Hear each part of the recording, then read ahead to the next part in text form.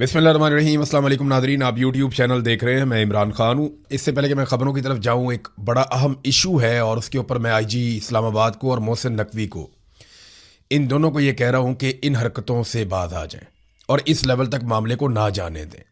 हो सकता है इन दोनों के नॉलेज में हो सकता है कि इन दोनों के नॉलेज में इस तरीके से बात ना हो, लेकिन जो चीज़ मैं आपको बताने वाला हूँ, मुझे आज़ाद कश्मीर के लोगों ने राब्ते किए। एक इस्लामाबाद के जर्नलिस्ट हैं, उनसे भी मैंने कन्फर्म किया। एक और साहब हैं जो सिस्टम के अंदर काम करते हैं, उन्होंने भी कंफर्म किया कि बड़े पैमाने पे आज़ाद कश्मीर के शहरियों को गिरफ्तार किया गया इस्लामाबाद से। जो लोग अभी तक गिरफ्तार किए गए या उठाए गए हैं, उनकी तादाद लगभग 566 बनती है। ये बड़ी तादाद है। F10 मरकज़ में जिस दिन सेनेटर मुश्ताक ने कॉल दी थी और बड़े पैमाने पर एहतजाज हुआ था, उसके बाद 566 अफराद को उठाया गया था, जिनमें बहुत सारे CIA के पास हैं, कुछ एजेंसियाँ उठाकर ले गई हैं, हमारे कुछ जर्नलिस्ट हैं उनका भी पता नहीं चल रहा। तो 88 अफराद को दहशतगर्दी की अदालत में पेश किया गया और दहशतगर्दी की अदालत ने शनाख्त परेड के लिए उन्हें अगले 14 दिन के लिए जेल में भिजवा दिया। यानी अब वो 18 अगस्त को जाके उनकी तारीख आएगी। 14 अगस्त यानी यौम आज़ादी अब उनका जेल में ही रहेगा। ये है जनाब एक जलसा करने या एक एहतजाजी मुजाहरा करने की सज़ा इस मुल्क के खुदादाद के अंदर। लेकिन जो सबसे घटिया और भौंडी हरकत की है वो मैं आपको बताता हूँ। 17 खवातीन हैं, जिनमें से 10 को उठाया गया था F10 मरकज से, जहां पे वो एहतजाज कर रही थी। और इसके अलावा कुछ और खवातीन हैं, लड़कियां हैं जो यहां पढ़ती हैं, इस्लामाबाद में पढ़ने के लिए, काम करने के लिए वहां पे रहती हैं। तो 17 लड़कियों को उठाकर एक फार्म हाउस पे कैद कर दिया गया है। और ये फार्म हाउस जो है वो एक SHO की मलकियत है। ये इंफॉर्मेशन मुझे मिली पाकिस्तान में से। तो इस्लामाबाद में एक फार्म हाउस है और वहां पे वो एक SHO की मलकियत है, एक छोटा फार्म हाउस है। वहां पे 17 खवातीन को रखा गया है, क्योंकि देखिए खवातीन का एक ही पुलिस स्टेशन है इस्लामाबाद में। अगर वहां पे रखेंगे तो वो बैलफ पड़ेगा, जब बैलफ पड़ेगा तो खवातीन को आज़ाद करवा लिया जाएगा। तो इन्होंने खवातीन को भी गैर कानूनी तौर पर अलग जगहों पर रखना शुरू कर दिया है, कानून से बाहर। तो मैं ये बता रहा हूं और वार्निंग देकर कह रहा हूं कि इन चीज़ों का बड़ा सख्त रद्द-ए-अमल आएगा। आपको आइडिया ही नहीं है, कश्मीरी जो हैं वो बड़े गयूर पाकिस्तानी हैं, बड़े गयूर कश्मीरी हैं, बड़े गैरतमंद लोग हैं। बल्कि हर पाकिस्तानी गैरतमंद है, कोई भी इस बात को बर्दाश्त नहीं करता कि आप 17 खवातीन को उठाएं और उठाकर उनको प्राइवेट जगह पे जाके रख दें और उनको आप किसी अदालत में भी पेश ना करें। तो फौरी तौर पर अली नासर रिजवी को चाहिए कि जो भी हो इन 17 खवातीन को फौरी तौर पर अदालत में पेश करवाया जाए, या इन्हें जहां पे कैद किया गया है वहां से बाजियाब करके इनके घरों को भिजवाया जाए। ये बड़ी बड़ी सख्त ज्यादती है। और मैं आपको फिर कह रहा हूं कि जिन लोगों ने मुझे फ़ोन किया और मैं 2 लोग तकरीबन रोने वाले हुए थे, उनकी बहुत बुरी हालत थी। वो ये कह रहे थे कि देखें हमारे साथ इतना बड़ा जुल्म हो रहा है, और एक SHO है, एक पुलिस वाला है, उसका फार्म हाउस है, वहां पर 17 खवातीन को कैद किया हुआ है। बड़ा अनफॉर्चुनेट है। फौरन इसके ऊपर एक्शन होना चाहिए। नंबर 1, पेशावर में पाकिस्तान तहरीक इंसाफ जो है उसने जलसे की तैयारियां अपने आखिरी मराहिल में उनकी पहुंच गई हैं और कल जलसा है, यानी 5 तारीख को वहाँ पे जलसा है। 5 तारीख को इमरान खान साहब को जेल में 3 साल मुकम्मल होने वाले। कल मैं आपको बताऊंगा कि इमरान खान ने कैसी जेल काटी और बाकी सब ने कैसी जेल काटी, कितना फ़र्क है इमरान खान की जेल में और बाकी लोगों की जेल में। बहरहाल जो वज़ीर आला खैबर पख्तूनख्वा है या पाकिस्तान तहरीक इंसाफ है, उन्होंने इसको सेमीफाइनल करार दिया। वो ये कहते हैं जलसा जो है ये सेमीफाइनल है, हम इसमें 10 लाख लोगों को इकट्ठा करेंगे और उसके बाद फिर हम फाइनल में जाएंगे और इमरान खान साहब की रिहाई के बगैर हम वापस नहीं आएंगे। सोहेल आफरीदी ने बहुत बड़े बड़े दावे किए हैं, जुनैद अकबर ने बहुत बड़े बड़े दावे किए हैं और अब उनकी बारी है कि वो अपने दावों को सच साबित करें। देखिए बैरिस्टर गौहर से आप कभी भी कोई उम्मीद ना रख सकते हैं, ना उन्हें अकाउंटेबल कर सकते हैं, क्योंकि उन्हें इमरान खान साहब ने पार्टी का चेयरमैन बनाया था इसलिए ताकि वो गिरफ्तार ही ना हो। इमरान खान साहब को पता था सारी पार्टी भी गिरफ्तार हो जाएगी, ये बंदा गिरफ्तार नहीं होगा, इसलिए इमरान खान साहब ने उन्हें पार्टी का चेयरमैन बना दिया। तो वो ये जानते थे। सलमान अकरम राजा साहब एक कानूनी आदमी हैं और उन्होंने सारी ज़िंदगी आइन, कानून और इन चीज़ों में गुजारी है। वो पॉलिटिकल जद्दोजहद के बारे में वो उस तरह से नहीं जानते, ना उनका वो तजर्बा है, ना वो इतने पुराने हैं। तो असल जो मलबा पड़ेगा वो पॉलिटिकल लोगों के ऊपर पड़ेगा, जो इस वक्त असम्बलियों में भी बैठे हुए हैं, सेनेट में भी बैठे हुए हैं और जिनको इमरान खान साहब ने बड़े ओहदे दिए हुए हैं खैबर पख्तूनख्वा में, ख़ास तौर पे जहाँ पे उनकी हुकूमत है। तो अब 10 लाख आदमी इकट्ठा होता है या नहीं होता कल के दिन में, ये पता चल जाता है। जिस तरह अलीमा खानम के लिए लोग निकले हैं उससे देख के तो लगता है कि बहुत बड़ा एक इज्तिमा हो जाएगा और बहुत बड़ा एक जलसा हो जाएगा। लेकिन अगर वाकई जो वो करना चाह रहे हैं वो कर पाए और खैबर पख्तूनख्वा की आवाम को इकट्ठा कर पाए, तो फिर ये एस्टेब्लिशमेंट के लिए मुश्किलात में इजाफा ही होगा, कोई आसानी उनके लिए नहीं बनेगी। अलीमा खानम ने कुछ बयान दिए, मैं आपके सामने रखता हूँ, क्योंकि ये गई थी मियाँ वाली। उस हवाले से उन्होंने कहा जी हम बगैर इतला के मियाँ वाली पहुँचे थे, अगर इतला देते तो इस्तकबाल के लिए आने वालों को चश्मा बैराज से ही उठा लेते। जो कारकुन निकले उनको भी पुलिस ने उठा लिया। लाया अमल ये है कि लोग तैयार रहें, लोग बहुत गुस्से में हैं, जहाँ से गुजरते हैं लोग सड़कों पर निकल आते हैं। हमने 4 जगहों पर रुकना होता है, 14 जगहों पर हमें रुकना पड़ता है। ये जो तासुर दे रहे थे कि लोग नहीं निकलते, हमने देखा कि लोग निकलने के लिए तैयार हैं और लोग जिद्दोजहद के लिए भी तैयार हैं। अब एक और बात अलीमा खानम ने कही कि क्या पंजाब कोई दूसरा मुल्क है? ये खुद चोरी करे और फिर कहें कानून उनके साथ है, पुलिस भी उनके साथ नहीं है, बस अफसरान को उन्होंने अपने साथ मिलाया हुआ है। वरना सिपाही तो हमारी वीडियोस बना रहे थे, हम आपको दिखा नहीं सकते, फिर उनकी नौकरियां चली जाएंगी, खतरे में पड़ जाएंगी। जिस तरह आप मीडिया को नौकरी का खतरा होता है, इसी तरह पुलिस वालों को भी नौकरी का खतरा होता है। इसलिए हम बार बार कह रहे हैं कि हम आपकी आज़ादी के लिए भी खड़े हैं, आपको भी सहाफ़त की आज़ादी के लिए खड़ा होना चाहिए, लेकिन आप नहीं खड़े हो रहे। ये बात तो ठीक है, मीडिया तो बिल्कुल ही सत्तू पी के सोए है। मीडिया के अंदर एक जान हुआ करती थी एक दौर में, लेकिन अब बिल्कुल ही एक बेजान जिस्म की तरह पड़ा है। नॉर्मली जो मीडिया में पुराने लोग थे उनके ताल्लुकात PMLN से या पीपल्स पार्टी से थे, यही 2 पॉलिटिकल पार्टीज होती थी, तो ज़्यादातर लोग तो इन दोनों ने काबू कर दिए।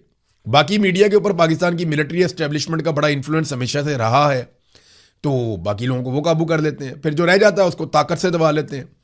लेकिन जो नया मीडिया है ना, जिसको आप सोशल या डिजिटल मीडिया कहते हैं, या नौजवान जो पाकिस्तान की मीडिया में है गुज़िश्ता 5-10 साल में, वो कहीं ना कहीं आवाज़ उठाते हैं, जोर लगाते हैं, कोशिश करते हैं, फिर गिरफ्तार होते हैं, फिर छूटते हैं, फिर कोशिश करते हैं, फिर गिरफ्तार होते हैं। पाकिस्तान में सहाफ़त के जो बड़े बड़े नाम हैं, आप कोई भी नाम उठा लें, जो आजकल प्रोग्राम्स करते हैं, तज्जिया देते हैं, बहुत सारा कुछ, बहुत बड़े बड़े नाम हैं, ये अब बोने बनना शुरू हो गए नौजवानों के सामने। इकबाल ने कहा था ना कि जवानों को पीरों का उस्ताद कर, ये आ गया वो दौर। ये हमारे बड़े बड़े नाम सहाफ़त के, जिन्होंने बड़े बड़े प्रोग्राम्स किए हैं, बड़े बड़े कॉलम्स लिखे हैं, बड़े नामवर शख्सियात वो रहे हैं, उनके पास लफाजी तो खूब है, लेकिन जिद्दोजहद के अंदर, अमली सहाफ़त के अंदर वो नौजवानों से बहुत पीछे रह गए। हमारे नौजवान जो है वो ना सिर्फ खुलकर बोलते हैं, बल्कि वो जेलें भी काटते हैं, वो कैदें भी काटते हैं, वो तशद्दुद भी बर्दाश्त करते हैं, जाली मुकदमात भी बर्दाश्त करते हैं, फिर बाहर आते हैं, फिर दोबारा लड़ते हैं, ताज़ा दम होकर लड़ते हैं। तो माजी में अगर कोई सहाफ़ी कभी एक आध दफ़ा भी गिरफ्तार हो जाता था ना, तो उसको सर पे उठा लिया जाता था और अगले 10-20 साल उसके यूं ही गुजर जाते थे कि देखे मैंने कितनी बड़ी कुर्बानी दी। लेकिन आज जो नौजवान है वो जिस तरह की कुर्बानी दे रहे हैं, इसका कोई मुकाबला ही नहीं है। ये जवानों को पीरों का उस्ताद कर, जो इकबाल ने कहा था, अल्लामा इकबाल ने, ये वही हो रहा है। हम होता हुआ देख रहे हैं कि नौजवान सहाफ़ी वाकई बहुत आगे निकले हैं। फजलुर रहमान साहब ने एक बड़ा मुतालबा किया, उनका मुतालबा है जी कि ऑल पार्टीज कॉन्फ्रेंस बुलाई जाए। वो ये कहते हैं कि महमूद खान अचकज़ई साहब जो हैं वो अपोजिशन लीडर हैं, वो एक इलाके के या पश्तून बेल्ट के लीडर नहीं है। अपोजिशन लीडर एक बहुत बड़ी जिम्मेदारी है, तो पूरे मुल्क की अपोजिशन जमातों का इजलास उन्हें चाहिए कि वो बुलाएं। अगर वो नहीं कर सकते तो फिर हम अपनी जमात को कहते हैं हम बुला लेते हैं, फजलुर रहमान ने कहा।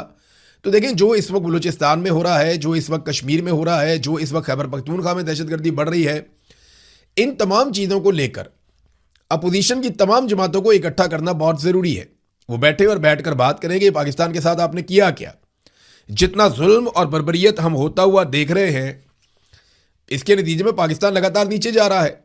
आप सिर्फ मईशत की मिसाल ले लें कि सन 2000 से लेकर अब तक का एक डाटा मैं आपके सामने रखने वाला हूं। मिफ्ता इस्माइल साहब ने भी इस डाटा को शेयर किया है। ये सन 2000 में परवेज मुशर्रफ पाकिस्तान का स्याह और सफ़ेद का मालिक था। आज 25 साल के बाद सूरत हाल क्या है वो देख लें आप। सन 2000 में हर पाकिस्तानी की जो फीकस आमदन थी, यानी एक पाकिस्तानी जितना पैसा पूरे साल में एवरेज कमाता था सन 2000 में, वो $2880 थी।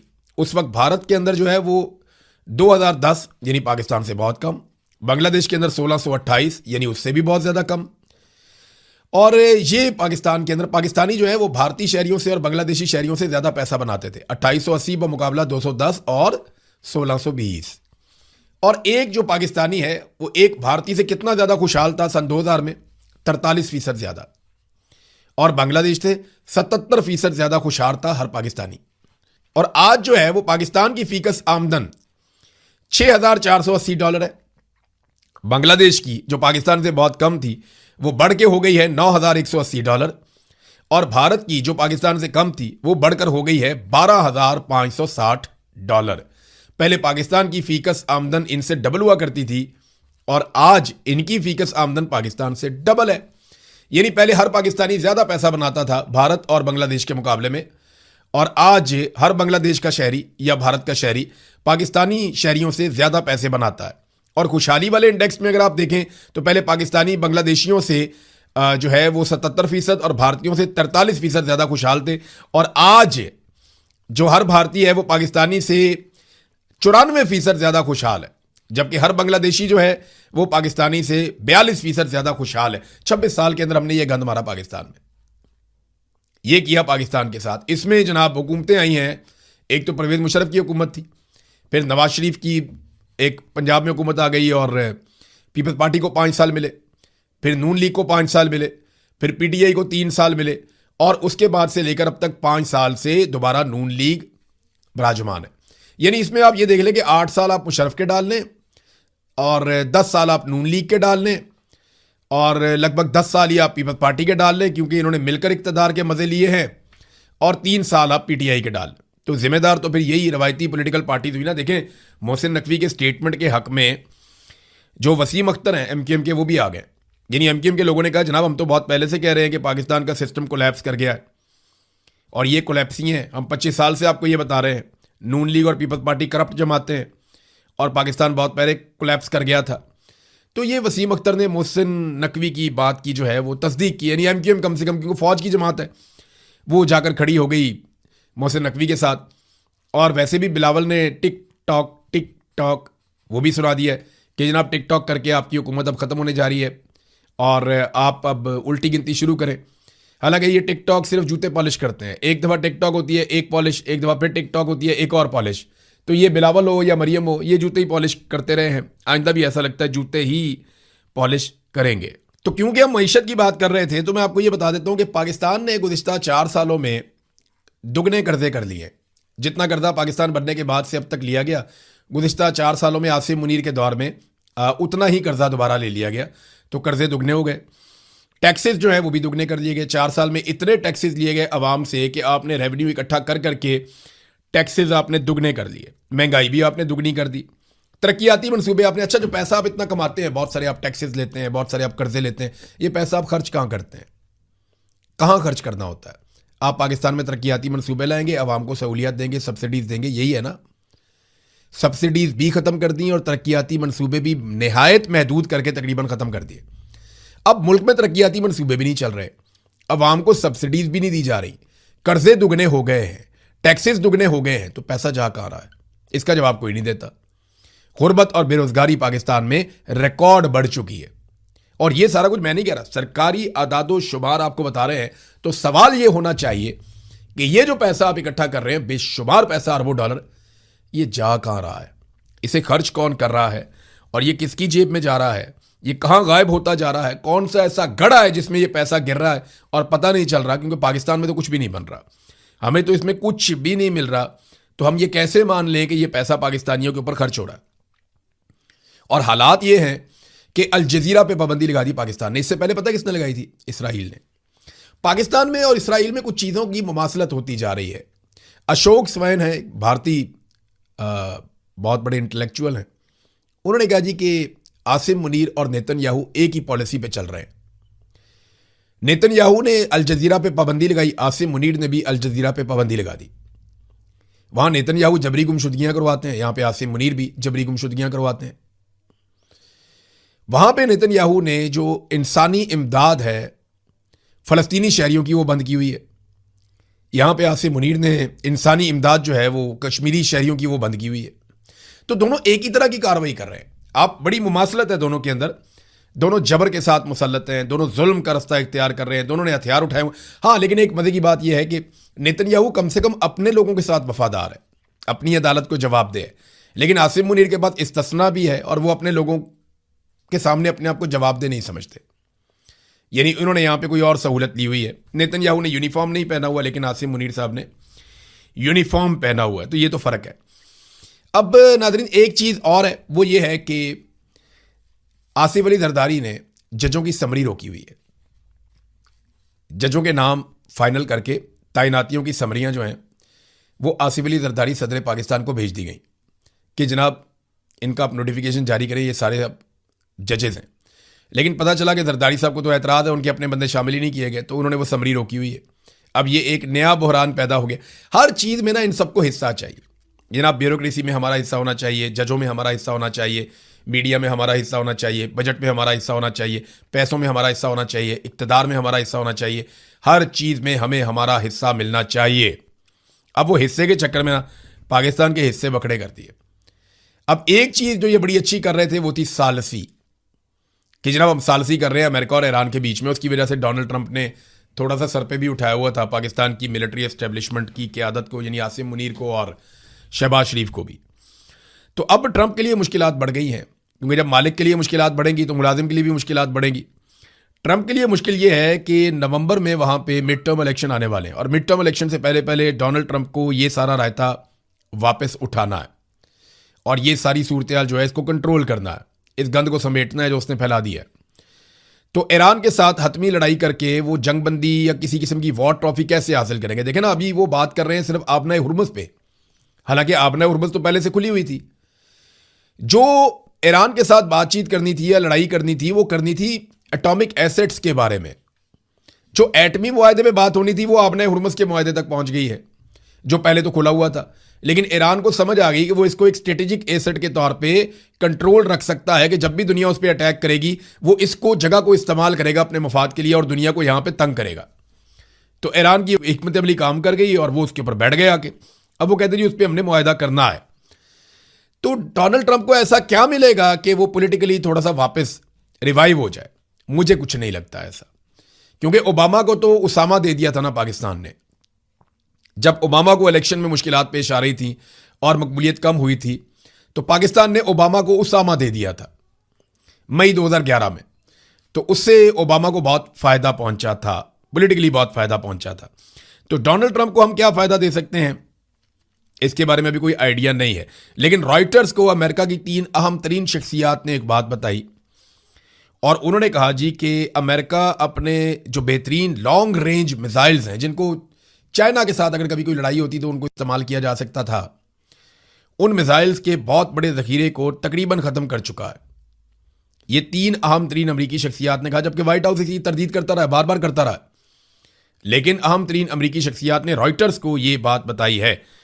तो डोनाल्ड ट्रंप ने आज मंगल वाले दिन तक का आखिरी एक मौका दिया है ईरान को और उसका उन्होंने ऐलान किया है कि जनाब ईरान हर हाल में अब हथियार डाले और हमारे साथ वो मुआहदा करे जो हम चाहते हैं। लेकिन दूसरी तरफ अमेरिका के अंदर तजियाकार ये कह रहे हैं कि अगर ईरान, यमन, इराक के अंदर जो सपोर्टर हैं ईरान के वो भी और हिजबुल्ला ये मिलकर रिटेलिएट करते हैं तो अमेरिका के लिए बहुत बड़ी शर्मिंदगी हो जाएगी और ये एक ऐसी लड़ाई है जिसमें अमेरिका यकतरफा तौर पे फतह का ऐलान नहीं कर सकता। बड़ी प्रॉब्लम है डोनाल्ड ट्रंप के लिए। तो अब तक के लिए इतना ही। अपना ख्याल रखिएगा, अपने इस चैनल का भी। अल्लाह हाफ़िज़।